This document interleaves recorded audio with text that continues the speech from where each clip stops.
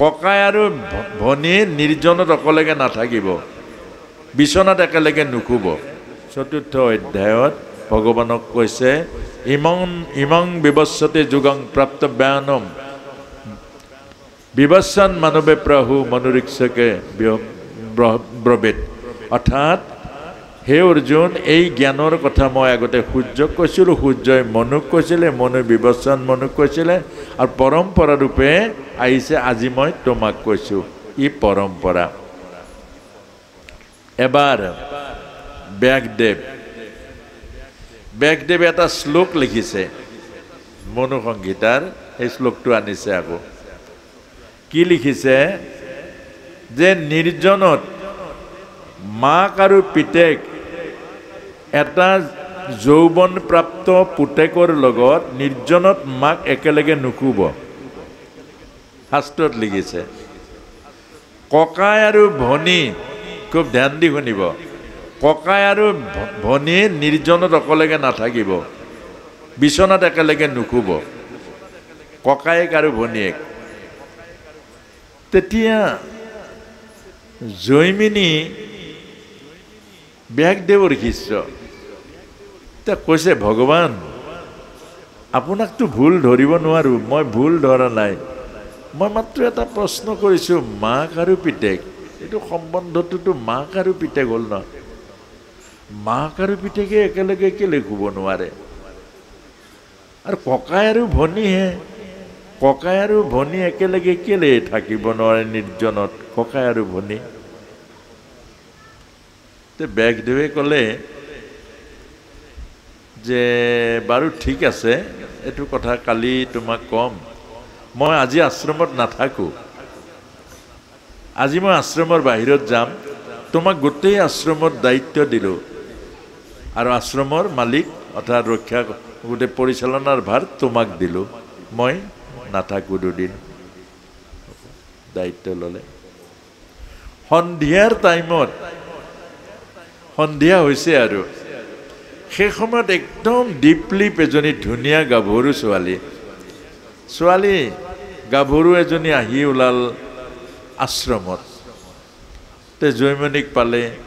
ক'লে যে মইতো দূৰণিলৈ যাবলৈ আহিছিলোঁ, সন্ধিয়া হৈ গ'ল, মই এতিয়া থকাৰ জেগাৰ ব্যৱস্থা নাই, মইতো এতিয়া বিপদত পৰিম, গতিকে মই ৰাতিটো আপোনাৰ আশ্ৰমত যেনে তেনেকৈ থাকোঁ। বোলে নাই নাই নাই নাই নাই, আমাৰ ইয়াত কোনো নাৰী থকা, আমাৰ ইয়াত কোনো নাৰী থকাৰ কোনো ব্যৱস্থা নাই, আৰু ইয়াত থাকিব নোৱাৰিব, ইয়াত মোক গুৰুদেৱে কোনো পাৰ্মিশ্যন নাই, কোনো মাইকী মানুহ ইয়াত থাকিব নোৱাৰিব। তেওঁ ক'লে নহয়, এই কথাটো হয়তো আপোনাক কোৱা নাই গুৰুদেৱে, যে এগৰাকী নাৰী যেতিয়া বিপদত পৰে, এই বিপদত পৰা এগৰাকী নাৰী যিটো আশ্ৰয় বিচাৰি আহিছে, সেই আশ্ৰয় বিচাৰি অহা নাৰীজনীক খেদিবলৈ কৈছে নেকি গুৰুদেৱে? সেইটোতো কোৱা নাই, কিন্তু আশ্ৰমততো আমাৰ নাৰী এইটো থকাৰ কোনো আজিলৈকে কোনো স্থান নাই, গতিকে নাৰী বোলে মইতো বিপদত পৰিছোঁ, মোৰ এতিয়া কি হ'ব? সেইটোতো সত্য, এতিয়া মানুহজনীক উলিয়াই দিলেতো কি হ'ব? তেওঁ ক'লে সেই যে দেখিছে এই ৰুমটো, এই আশ্ৰমৰ এই কুটিৰটো, এইটোতে তোমাক থাকিবলৈ দিলোঁ, সেইটোত থাকিবা, কিন্তু ভিতৰৰ পৰা হুক লগাই দিবা, তুমি কোনো পধ্যে বাহিৰ ওলাব নোৱাৰিবা কিন্তু। বোলে হ'ব। আৰু শুনা, মই যদি জৈমিনীও মাতো তোমাক, তুমি ভিতৰৰ পৰা হুক খুলি বাহিৰলৈ ওলাব নোৱাৰিবা। হ'ব। তই গৈ ৰুমত সোমালে, ভিতৰৰ পৰা হুক লগাই দিলে। জৈমিনী আহি ঘৰ পালে, আশ্ৰম পাই শুবলৈ গৈছে, তেতিয়া টোপনি নাহে। এতিয়া ছোৱালীজনী ক'ৰ পৰা আহিলে? ছোৱালীজনী আহিলে ছোৱালী নে বোৱাৰী? মইতো এই কথাটো নুসুধিলোঁ, আৰু এই গধূলিখন ছোৱালীজনী আহিল ক'ৰ পৰা? এতিয়া ছোৱালীয়ে নে বোৱাৰীয়ে, বিয়া হৈছে নে নাই হোৱা, এই কথাখিনি নুশুনিলোঁ। মনটো গোটেই ৰাতিটো তেওঁতো শুব পৰা নাই, এইটোৱে মনৰ মাজত ঘূৰি ফুৰিছে। মই আস্তেকে দৰ্জা খুলিলে, তেওঁ ওলাই গ'ল। ওলাই গৈ দৰ্জাত টক টক কৰিছে। কোন ভিতৰৰ পৰা মাতিছে বোলে দৰজা খোলা নাই নাই নাই দৰজা খোলা বন্ধ কৰিছে দৰজা খুলিবলৈ দিয়া নাই মোক কোনো আশ্ৰমৰ দৰজা খুলি বাহিৰলৈ যাবলৈ মোক মানা কৰিছে বোলে মই জয়মিনী বোলে জয়মিনী হলেও মোক জয়মিনী ঋষিয়ে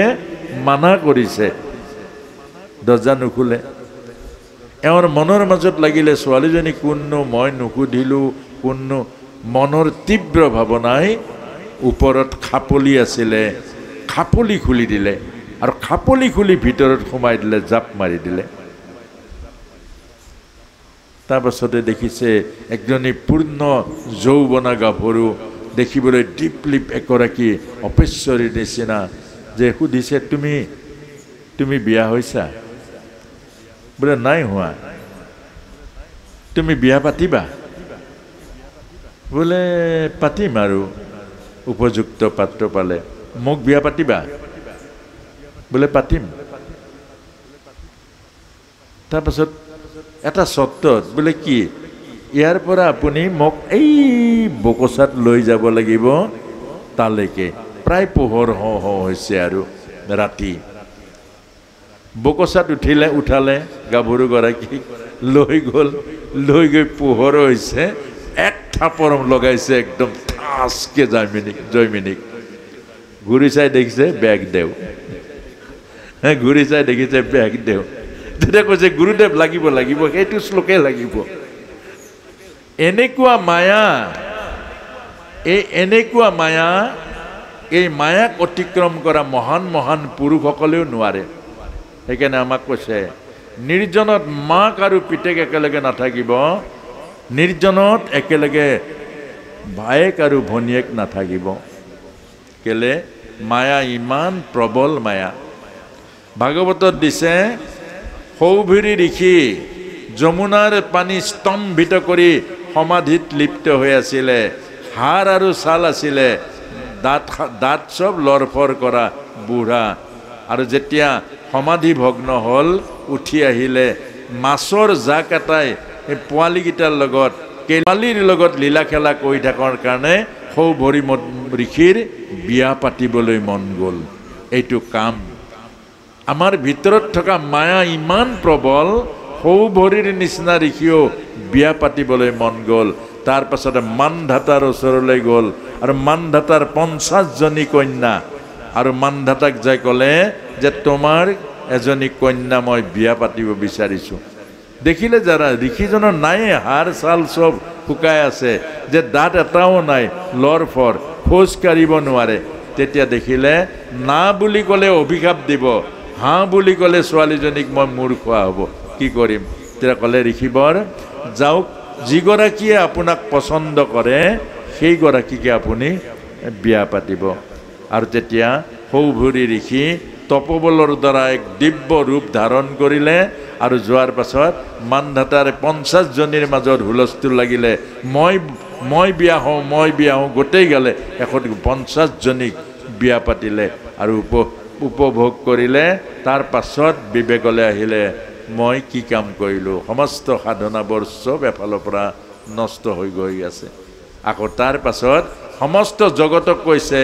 মায়া ইমান প্ৰবল মনত ৰাখিব কোন মুহূৰ্তত আপোনাৰ জীৱন নৰকলৈ লৈ যায় মায়া ইমান প্ৰবল কোন মুহূৰ্তত আপোনাৰ জীৱন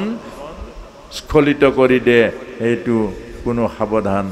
আৰু আমাক এই কথাখিনিয়ে কৈছে শেষত ভগৱত গীতাই যে সদায় সাৱধানে থাকিব শাস্ত্ৰক মানি চলিব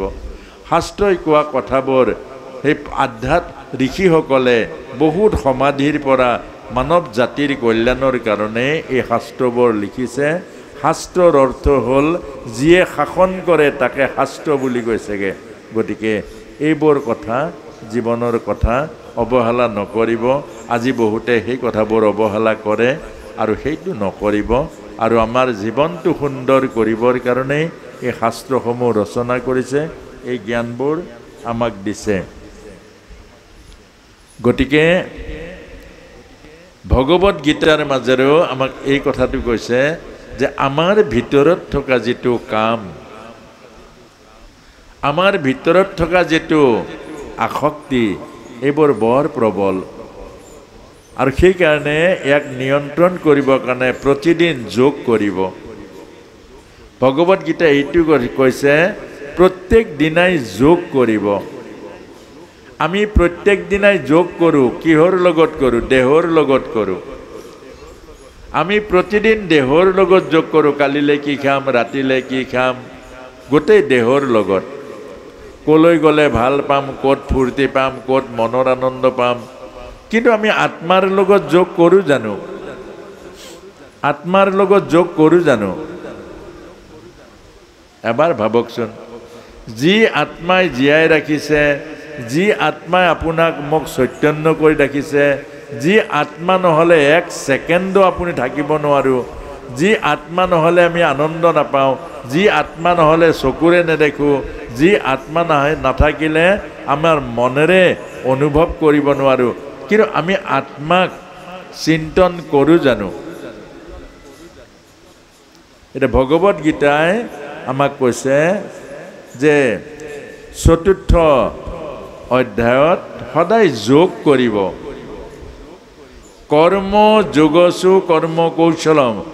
যোগ কৰাটো কৰ্মৰ এটা কৌশল এটা কি যোগ কৰিব আপোনালোকে বৰ দীঘলীয়া যোগ কৰিব নোৱাৰে কি কৰিব সদায় ৰাতিপুৱা বিচনাত কৰক তলত বহি কৰক আসনত বহি মনটো ভগৱানৰ চৰণত লগাওক আমি মনটো দেহত লগাওঁ এতিয়া দেহত নলগাই মনটো ভগৱানৰ চৰণ ক'ত পাব আমাৰ এইটোৰ নাম হ'ল আজ্ঞা চক্ৰ এইটো পিটুটৰিয়াত গ্লেণ্ড বিজ্ঞানে কৈছে এইটোৱে হ'ল আমাৰ আত্মশক্তি ইয়াতেই স্থিতি হৈ থাকে গতিকে মনটো আমি আত্মশক্তিত যদি ইয়ালৈকে আনি বহুৱাব পাৰোঁ তেতিয়া আমি অকণমান চকু মুদি যে মই দেহ নহয় মই মন নহয় মই আত্মা এই যোগটো কৰক মই দেহ নহয় মই মন নহয় মই আত্মা মই জন্ম মৃত্যু ৰহিত মই অবিনাশী আত্মা মই সুখ স্বৰূপ মই শান্তি স্বৰূপ মই আনন্দ স্বৰূপ মই সুখ স্বৰূপ মই শান্তি স্বৰূপ মই আনন্দ স্বৰূপ এতিয়া এই যে আত্মাৰ লগত সম্পৰ্ক হ'ব আপুনি আত্মাৰ গুণবোৰ আহিবলৈ ধৰিব আস্তে আস্তে মনত ৰাখিব আত্মাৰ গুণ হ'ল প্ৰেম কৰুণা দয়া আৰু পবিত্ৰতা এটা যি মানুহে দেহৰ লগত সাধনা কৰে দেহৰ গুণবোৰ আহে এজন মানুহে এটা চুৰৰ লগত সম্পৰ্ক কৰিলে চুৰৰ গুণবোৰ তাৰ পৰা আহিবলৈ আৰম্ভ কৰে নকৰে এজন মানুহে যদি ভকতৰ লগত সংগ কৰে ক্ৰমান্বয়ে তাৰ ভকতৰ গুণবোৰ আহিবলৈ আৰম্ভ কৰে গতিকে ভগৱত গীতাই আমাক কৈছে যে আত্মাৰ লগত সম্বন্ধ কৰক পৰমাত্মাৰ গুণবোৰ আহিব আৰু দেহৰ লগত যিমান সম্বন্ধ কৰিব দেহৰ গুণবোৰ আহিব দেহৰ কি গুণ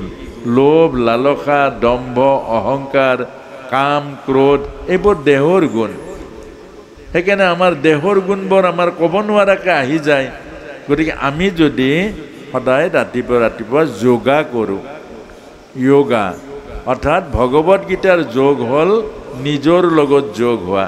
সদায় আত্মধ্যান কৰক ভগৱান কৃষ্ণই আত্মধ্যান কৰিছিলে আত্মধ্যান মানে নিজৰ ধ্যান আৰু ময়ে আত্মা ময়ে জন্ম মৃত্যু ৰহিত আত্মা অবিনাশী মোৰ জন্ম নাই মৃত্যু নাই মই অবিনাশী মই আত্মা মই পৰমাত্মাৰ অংশ মোৰ জন্ম নাই মোৰ মৃত্যু নাই মই সুখ স্বৰূপ মই শান্তি স্বৰূপ মই আনন্দ স্বৰূপ মই প্ৰেম স্বৰূপ অকণমান এই কথাটো আপোনালোকে কৰিবলৈ যত্ন কৰকচোন নিজে ইয়াত বেলেগকৈ গুৰু ল'ব নালাগে বীজ মন্ত্ৰ য'ত আছে তাত গুৰু লাগে নাম ল'বলৈ গুৰু নালাগে আৰু এই গীতাৰ সাধন কৰিবলৈ গুৰু নালাগে কেলে নাম হ'ল ভগৱন্ত পূৰ্ণ আৰু গীতা হ'ল ভগৱন্ত পূৰ্ণ কৃষ্ণৰ মুখৰ বাণী গতিকে আপোনাৰ এই গীতাৰ যিটো সাধনা আপোনাক সবে অকণ অকণ কৰকচোন, সুফল পাব আৰু তেতিয়া জীৱনক বিচাৰিও পাব। আৰু এজন মানুহক জীৱনক বিচাৰি পাবলৈ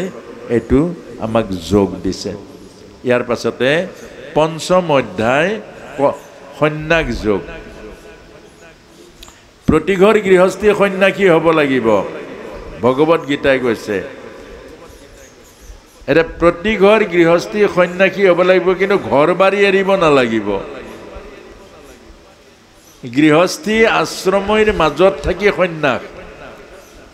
শংকৰাচাৰ্যই কৈছে ব্ৰহ্ম সত্য জগত মিথ্যা, এই সংসাৰখন মিছা, গতিকে সন্ন্যাসী হৈ যোৱা, ৰঙা কাপোৰ পিন্ধা, পুত্ৰ কন্যা চব ত্যাগ কৰা। কিন্তু গীতাই সেইটো নাই কোৱা। গীতাই কৈছে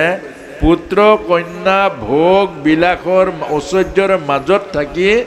সন্ন্যাস। এতিয়া সেইটোকে আমি আলোচনা কৰিম, তাৰ আগতে অকণমান নাম হওক আকৌ অকণ